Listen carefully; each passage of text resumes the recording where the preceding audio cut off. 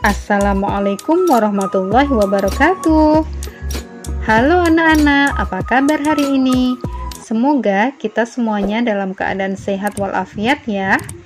Sebelum memulai video pembelajarannya, marilah kita awali dengan membaca lafaz basmalah dan doa tambah ilmu. Bismillahirrahmanirrahim. Rabbi zidni ilman warzuqni fahman. Amin. Anak-anak ibu yang solih dan solihah, kali ini kita masih membahas tentang pelajaran 5 dengan tema Rasulullah idolaku. Untuk subtema kali ini adalah kisah teladan Nabi Sulaiman alaihi salam. Nabi Sulaiman alaihi salam adalah putra Nabi Daud alaihi salam yang merupakan keturunan Nabi Ibrahim alaihi salam yang ke-13. Setelah Nabi Daud alaihi salam wafat, Nabi Sulaiman alaihi salam menggantikannya sebagai raja. Meskipun kaya raya dan berkuasa, Nabi Sulaiman alaihi salam tetap rendah hati, patuh dan tunduk pada perintah Allah Subhanahu wa taala. Pada suatu hari, Nabi Sulaiman alaihissalam dan tentaranya melakukan perjalanan, sampailah mereka di sebuah lembah yang banyak semutnya. Akan tetapi, tidak ada yang menyadarinya kecuali Nabi Sulaiman alaihissalam. Lalu, pimpinan semut itu berkata, "Hai semut-semut, masuklah ke sarang-sarang kalian agar kita tidak terinjak oleh Raja Sulaiman dan tentaranya." Sedangkan mereka tidak menyadarinya. Mendengar perkataan itu, Nabi Sulaiman alaihissalam tersenyum dan tertawa. Lalu Nabi Sulaiman alaihissalam pun menghentikan tentaranya untuk menunggu semut-semut masuk ke dalam sarangnya.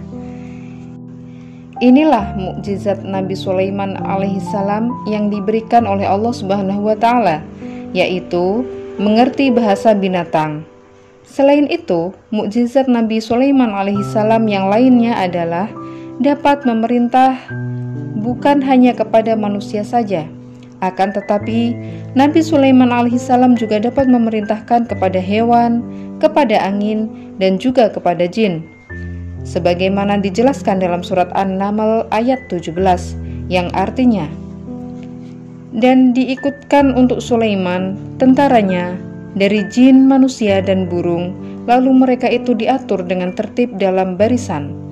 Quran Surat An-Naml ayat 17. Sebelum melanjutkan perjalanan, Nabi Sulaiman alaihissalam memeriksa tentaranya satu persatu. Ketika sampai di bangsa burung, Nabi Sulaiman alaihissalam merasa ada yang kurang. Nabi Sulaiman alaihissalam berkata, "Mengapa aku tidak melihat hudhud?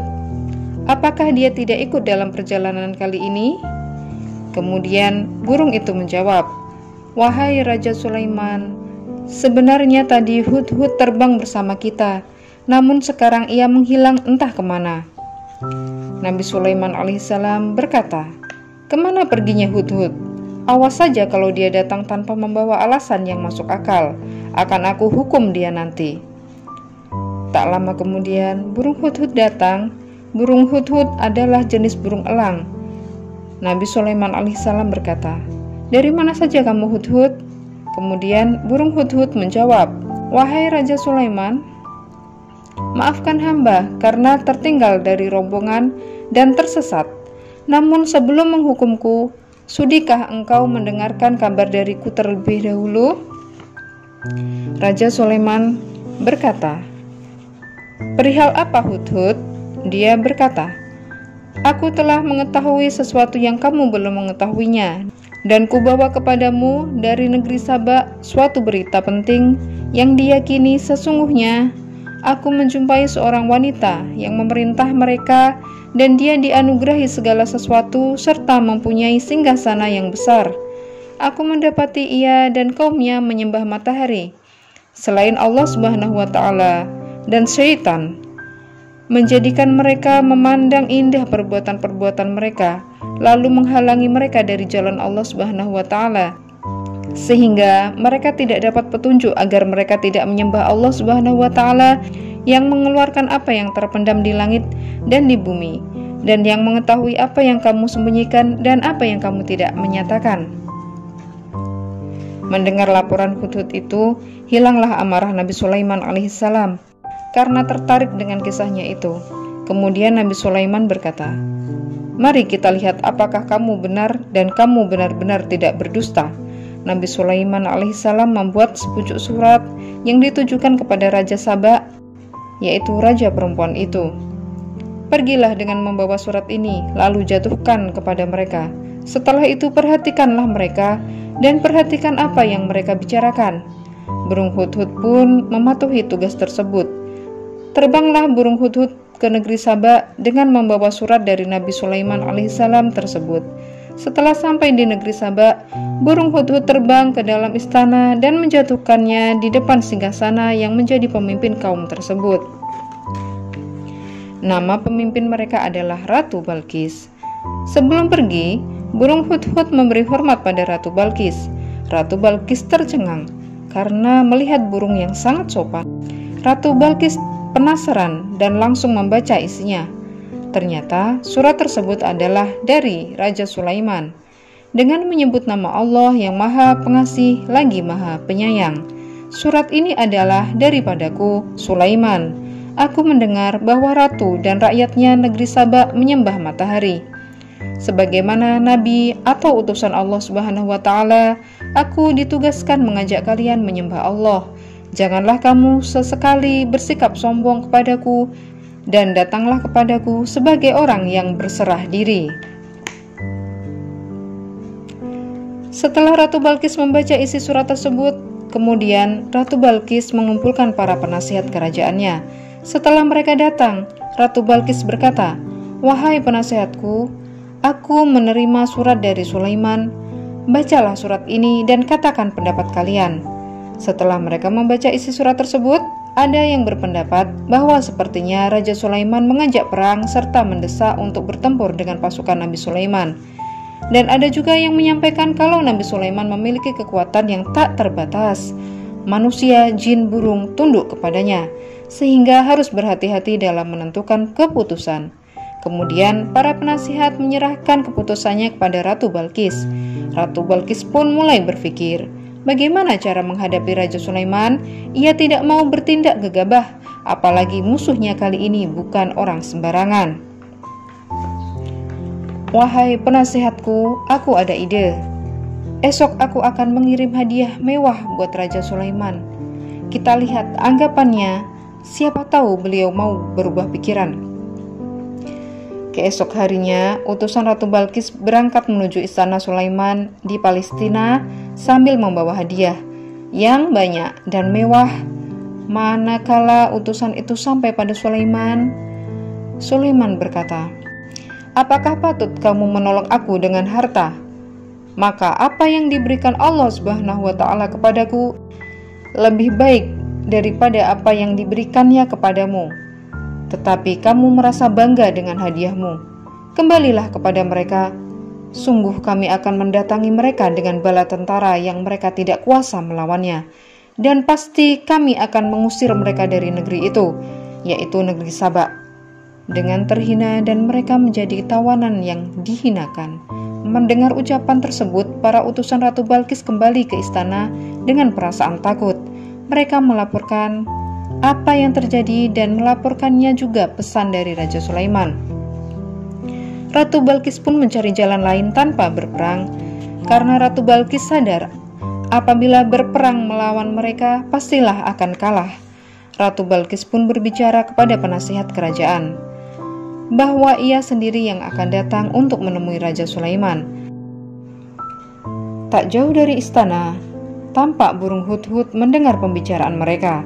Ia langsung terbang ke Palestina untuk melaporkannya apa yang didengarnya pada Raja Sulaiman. Sesampainya di istana, burung Hudhud melaporkan pembicaraan yang didengarnya. Mendengar hal tersebut, Raja Sulaiman segera membuat rencana untuk menyambut. Raja Sulaiman berkata kepada penasihatnya, "Wahai pembesar-pembesar, siapakah di antara kamu sekalian yang sanggup membawa singgasana Ratu Balqis kepadaku sebelum mereka datang kepadaku sebagai orang-orang yang berserah diri?" Berkatalah Ifrit yang cerdik dari golongan jin, "Aku akan datang kepadamu dengan membawa singgasana itu kepadamu sebelum kamu berdiri dari tempat dudukmu. Sesungguhnya aku benar-benar kuat untuk membawanya, lagi dapat dipercaya." Kemudian berkatalah seseorang yang mempunyai ilmu dari Alkitab, "Aku akan membawa singgasana itu kepadamu sebelum matamu berkedip." Maka tatkala Raja Sulaiman melihat singgasana itu terletak di hadapannya, ia pun berkata, "Ini termasuk karunia Tuhanku untuk mencobaku apakah aku bersyukur atau mengingkari akan nikmatnya. Dan barang siapa yang bersyukur, maka sesungguhnya dia bersyukur untuk kebaikan dirinya sendiri. Dan barang siapa yang ingkar, maka sesungguhnya Tuhanku maha kaya lagi maha mulia." Setelah itu Nabi Sulaiman alaihissalam berkata, "Rubahlah baginya singgasananya, maka kita akan melihat apakah dia mengenal ataukah dia termasuk orang-orang yang tidak mengenalinya." Kemudian satu hal lagi, ubahlah lantai istana ini menjadi lantai yang berlapis kaca, yang terdapat ikan-ikan di bawahnya. Rombongan Ratu Balkis pun tiba di istana. Nabi Sulaiman alaihissalam menyambut Ratu Balkis dan rombongannya di depan pintu istana. Kemudian Nabi Sulaiman memperlihatkan sebuah singgasana kepada Ratu Balkis dan mempersilahkannya duduk di sana. Ketika Ratu Balkis duduk, Nabi Sulaiman bertanya, "Serupa inikah singgasanamu?" Ratu Balkis pun menjawab, "Seakan-akan singgasana ini adalah singgasanaku, tapi tidak mungkin. Tadi sebelum aku pergi, singgasanaku masih ada di tempatnya." "Oh iya, kami telah diberikan pengetahuan sebelumnya atas kehebatanmu." Kemudian Ratu Balkis dipersilahkan masuk ke dalam istana. Ratu Balkis tak henti-hentinya mengagumi istana Raja Sulaiman tersebut. Pandangannya tertuju pada lantai yang jernih seperti kolam ikan di tempatnya berpijak. Seketika itu Ratu Balkis mengangkat sedikit jubahnya. Nabi Sulaiman berkata, "Sesungguhnya itu istana licin yang terbuat dari kaca." Ratu Balkis benar-benar terpesona dengan kerajaan yang dimiliki oleh Raja Sulaiman. Dalam hatinya, ia merasa tidak ada apa-apanya dibandingkan dengan Raja Sulaiman. Raja Sulaiman pun menuturkan bahwa semua yang dimilikinya adalah pemberian dari Tuhan yang memiliki alam semesta. Dialah Allah Subhanahu wa Ta'ala. Kemudian Ratu Balkis pun menyadari bahwa perbuatannya selama ini adalah salah. "Ya Tuhanku, sungguh aku telah berbuat zalim terhadap diriku. Aku berserah diri bersama Sulaiman kepada Allah Subhanahu wa Ta'ala, Tuhan seluruh alam." Berdasarkan kisah di atas, keteladanan yang dapat kita ambil adalah: yang pertama, bersikap rendah hati. Hendaknya kita selalu bersikap rendah hati dengan segala kehebatan yang kita miliki, baik berupa kemampuan ataupun berupa harta.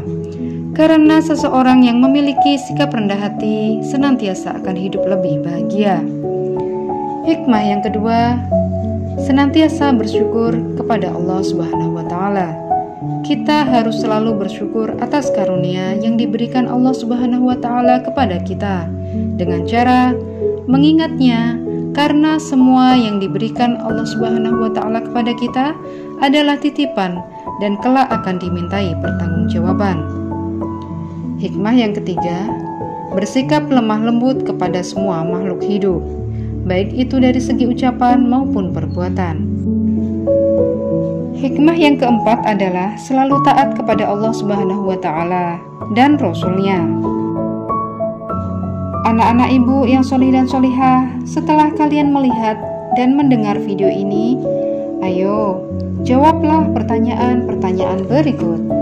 Yang pertama, Nabi Sulaiman alaihissalam adalah keturunan Nabi.